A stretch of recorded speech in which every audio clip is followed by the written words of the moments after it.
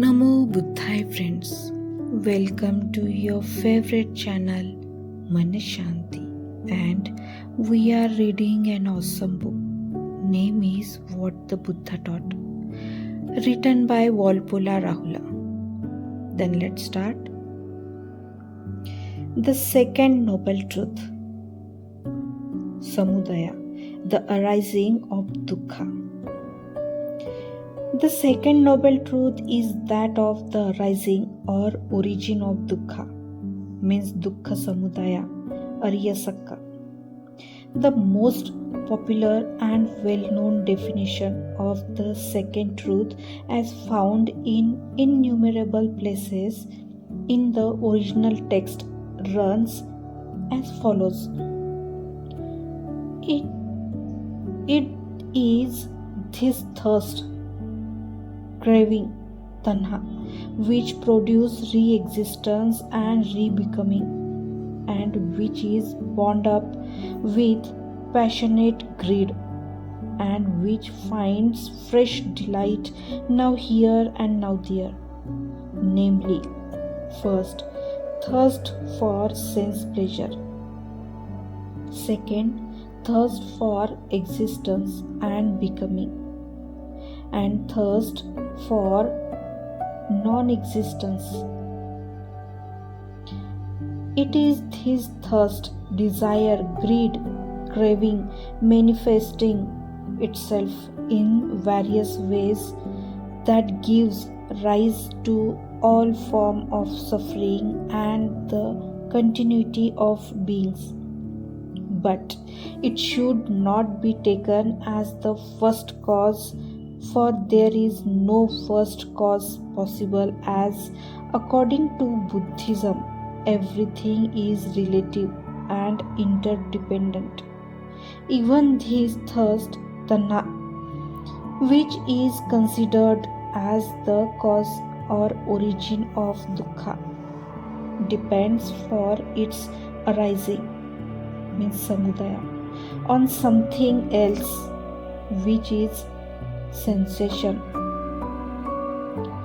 means vedna, and sensation arises depending on contact, means phasa, and so on, and so forth goes on the circle, which is known as conditioned genesis, which we will discuss later. So, tanha, thirst, is not the first or the only cause of the arising of dukkha, but it is the most palpable and immediate cause, the principal thing, and the all-pervading thing. Hence, in certain places of the original Pali text themselves, the definition of samudaya or the origin of dukkha includes other defilements and impurities.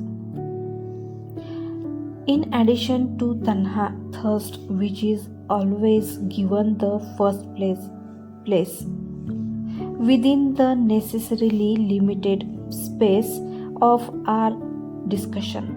It will be sufficient if we remember that this is thirst has as its center the false idea of self arising out of ignorance.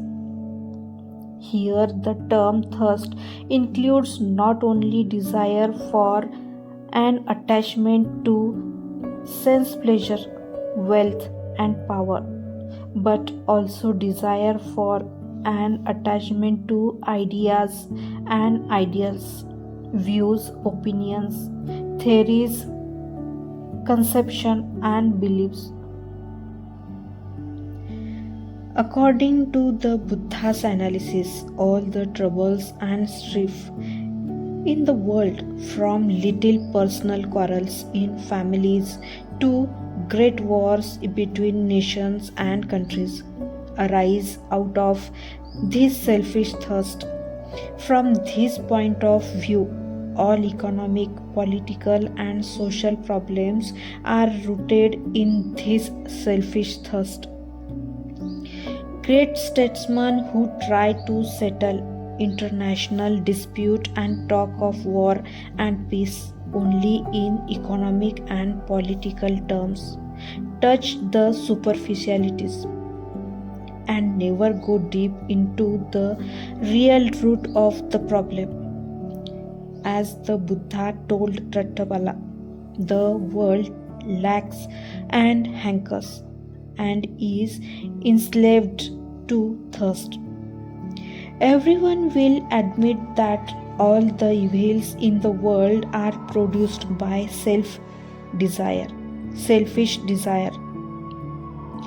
This is not difficult to understand, but how this desire thirst can produce re-existence and re-becoming is a problem not so easy to grasp.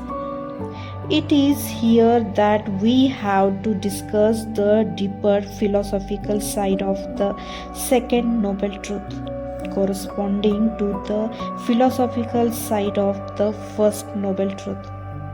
Here we must have some idea about the theory of karma and rebirth.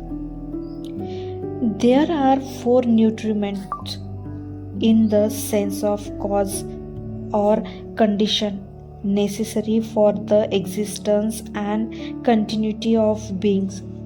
First, ordinary material food. Second, contact of our sense organs with the external world. Third, consciousness. And fourth, mental volition or will. Of these four, the last mentioned mental volition is the will to live, to exist, to re exist, to continue, to become more and more.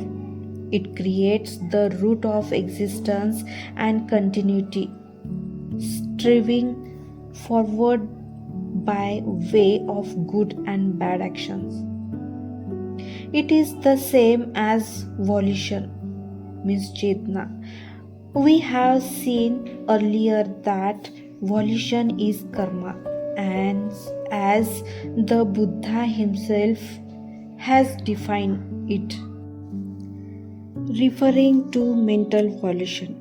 Just mention about the Buddha says, when one understands the nutriment of mental volition, one understands the three forms of thirst.